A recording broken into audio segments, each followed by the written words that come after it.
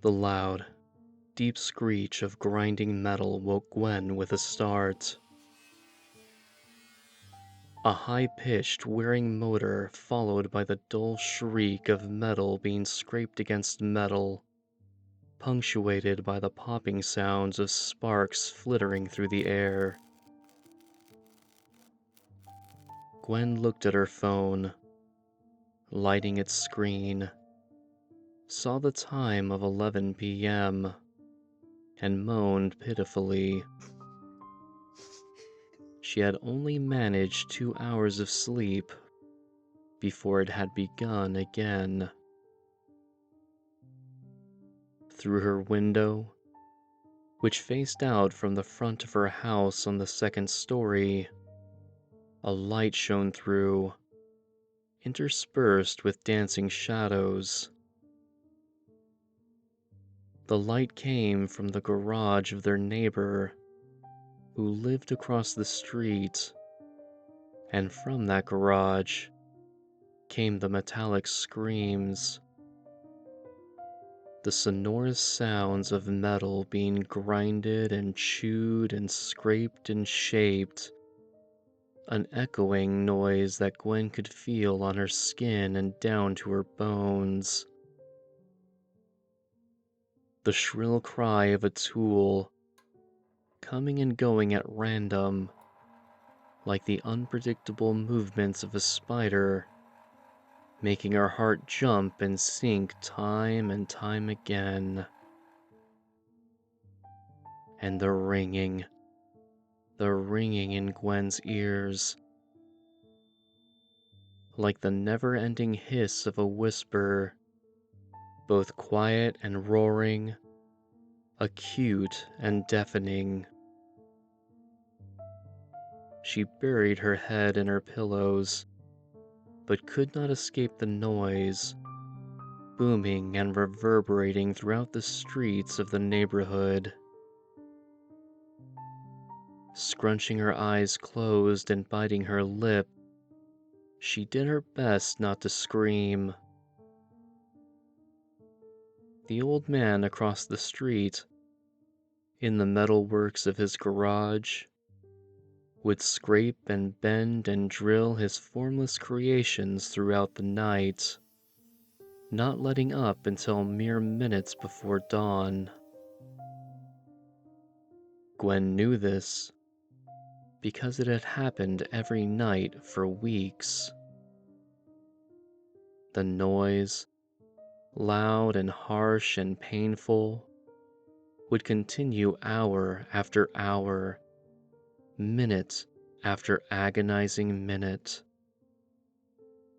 Unending, even as Gwen felt the vibrations of the grinding metal so deeply, she would involuntarily tremble throughout the day. The screams so consistent that she continued to hear it long after it had ceased. And no one did a thing about it. Her parents had not only been unhelpful, they had been belligerently adamant that nothing was wrong. That first day, after a full night of endless grinding and banging and drilling and cutting, had been surreal, like a dream. Her parents, their eyelids heavy from a sleepless night, had insisted that there had been no noise. Their obstinance grew into aggression when Gwen had disparaged their neighbor for keeping them up until dawn. They told her she judged him too harshly, simply because of his appearance. But Gwen had never cared about the man before. His intimidating height, unkempt beard, raggedy clothes, eyes always hidden behind worn-out goggles, and the thick, black apron he wore, that must have seen use for the better part of a century. None of this had bothered her before, but when the sleepless nights came, her parents grew irritated at her complaints and accused her of being a liar. She couldn't understand it. She still didn't. The night the old man had started his metalworks, shaping metal yet building nothing, the neighborhood had given birth to a quiet insanity, and her parents were not the only ones afflicted by it. Other adults mirrored her parents, denying the midnight screeching without being able to hide the dark bags under their eyes. The kids on the street had taken to hiding from Gwen after her questioning, because even the whispering mention of the old man drove them to tears and made mutes of the lot of them. No one in her high school lived nearby, and none of them believed her stories anyway. Like the adults, they seemed ambivalent to the changes the metalworks had wrought within her. They ignored her as her body weakened, as her nerves frayed, and as she had sudden episodes of epilepsy. They ignored her when she had woken up on the floor of her classroom, her desk toppled over, her body contorted, and saliva still wet on her chin and cheek from when she had foamed at the mouth. She could not remember the seizure itself, but she could remember waking up to her classmates' heads turned away, disregarding her pitiful state. That seizure, and the aloofness in which it had been treated, had broken something inside of Gwen. She'd become the only sane girl in an asylum run by madmen. Her parents refused to allow her to sleep early during the day, before the shrieks of the metalworks would begin again. Her friends refused to allow her to sleep over at their homes, denying her the chance of a single night of rest. The police she called ignored the old man and the shrill, soul-shattering screams from his garage, and instead threatened her and her parents should she call them again. And the roaring hiss in her ears, the ringing that pierced behind her eyes and between her temples and colliding in the center of her mind, never stopping, never ending, shouting its banshee cry, both in her dreams and during her waking hours. Gwen's eyes became gaunt. Her skin grew sallow. Her hair thinned as she began to tug it out in handfuls. The seizure had pushed her over the edge. Her friends and family had abandoned her, and the ringing had become a constant companion, her captor and oppressor. So when the grinding wheel began to spin once more before midnight, and the metal screeched and whined when pressed against it, Gwen screamed in agony, high and loud, scratching at her temples with her newly cracked and jagged nails, cutting her flesh, but not relieving the unbearable pressure built up in her skull. She threw her phone against the wall, shattering it. She flipped her desk, pushed over her dresser, and threw her laptop at the light coming from the window, breaking the blinds and leaving a spiderweb of cracks across the glass. She rushed out of her room, down the stairs, and out the front door, her feet bare, and dashed across the street to the old man and his garage of cacophonies. Her fears of the old man, his wild look and intimidating size, had been forgotten and abandoned. The screeching of metal, unbearable in her room, became positively violent when her feet touched the chipped concrete of the garage floor. The old man had his back to her, grinding a length of metal against a wheel, sparks arcing out from his front, causing his back to cast a deeper shadow. Gwen shouted at the old man above the din, trying to raise her voice above the shrieks of the wheel and the grinding of the metal.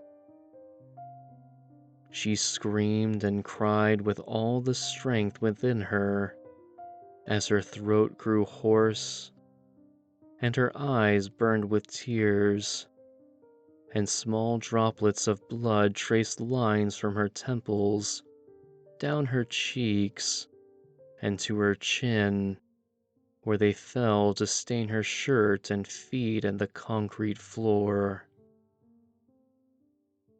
But the piercing screams of the metalworks overwhelmed her, and the ringing in her ears ate at her mind. She stomped her feet and grabbed at her hair, and yelled so loudly she thought she might throw up. But as she opened her eyes when her voice could serve her no more, she saw that the old man had not so much as turned around to look at her. She had been ignored, unacknowledged, relegated to nothing. Her parents, her neighbors, her friends, and now the old man. Her life and pain had been nothing to them. Only the roaring in her ears acknowledged her, like a stalker and a tormentor. And so the ringing continued, as loud as the grinding of the wheel and metal. She tore out 2 fistfuls of her once thick hair, stepped forward, and shoved the old man with all the grit her frail teenage body could muster. The old man stumbled forward. The grinding continued. Only this time, the wheel did not touch the metal the old man had been holding, but continued to spin onward and swallow 3 fingers on his right hand. She saw him turn to face her, his face contorted and twisted in surprise and pain as he cradled the wounded hand against his stomach, as blood dripped out in great gouts, rapidly growing into a puddle on the ground, as the old man grunted and then screamed in agony. For the first time in weeks, the screeching of the metalworks had fallen silent. The ringing in Gwen's ears had hushed, and all the neighbors heard the cries of the old man. Gwen could not remember or make much sense of everything that happened after that. She remembered the burning in her eyes and the ragged feeling of her throat, and the blood that had stained her shirt and shorts and feet.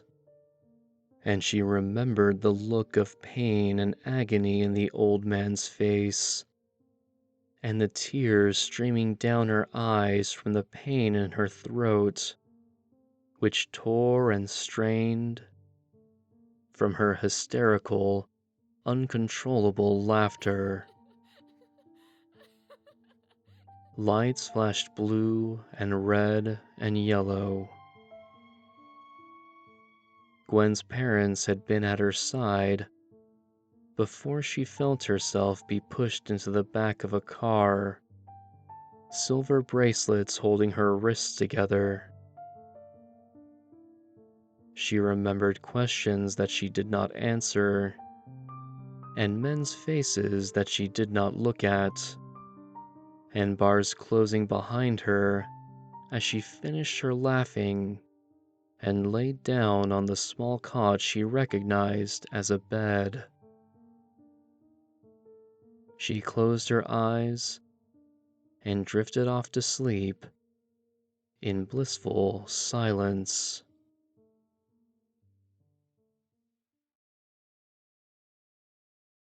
For a while, but it came back. She heard it and felt it and knew it,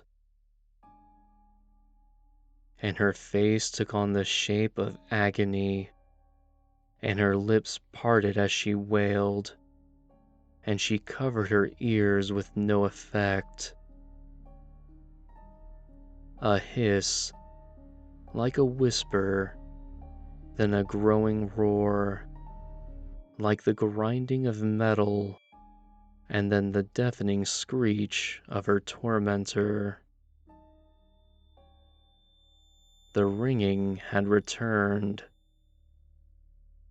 and Gwen felt her heart plunge into icy darkness, as she knew the ringing would follow her wherever she went, and as long as she lived.